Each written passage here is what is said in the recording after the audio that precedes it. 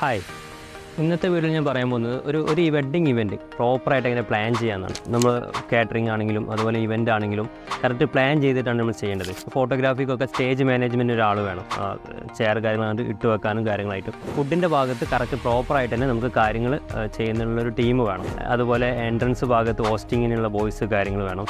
പിന്നെ ടിഷ്യൂ കാര്യങ്ങളൊക്കെ വേസ്റ്റ് മാനേജ്മെൻറ്റിനും ഒരാൾ വേണം.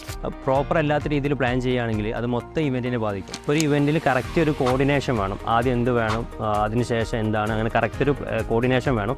അതിന് പറ്റിയ മാൻ പവറും നമ്മുടെ കയ്യിൽ വേണം. അങ്ങനെയാണെങ്കിൽ നമുക്ക് എത്ര വലിയൊരു വർക്കാണെങ്കിലും എത്ര വലിയൊരു ഇവൻ്റ് ആണെങ്കിലും വളരെ സിമ്പിളായിട്ട് തന്നെ നമുക്ക് ചെയ്യാൻ പറ്റും. പ്രോപ്പർ കോർഡിനേഷൻ ഉണ്ടെങ്കിൽ മാത്രമാണ് നമ്മൾ ഫുഡിൻ്റെ ഭാഗത്ത് കറക്റ്റ് തിരക്ക് വരുമ്പോഴും മീൻസ് നമ്മളെന്തായാലും ആ ഒരു പീക്ക് ടൈം ഉണ്ടാവും. ആ പീക്ക് ടൈമിലും നമുക്ക് കറക്റ്റ് കോർഡിനേഷൻ ഉണ്ടെങ്കിൽ വളരെ സിമ്പിളായിട്ട് തന്നെ ആ ഒരു ഫുഡിൻ്റെ ഏരിയ നമുക്ക് മാനേജ് ചെയ്യാൻ പറ്റും. അപ്പോൾ ഈ കാര്യങ്ങളാണ് ഒരു വലിയ കല്യാണങ്ങൾ അതുപോലെ വലിയ ഇവൻറ്റുകൾ നമ്മൾ ശ്രദ്ധിക്കേണ്ട കാര്യം.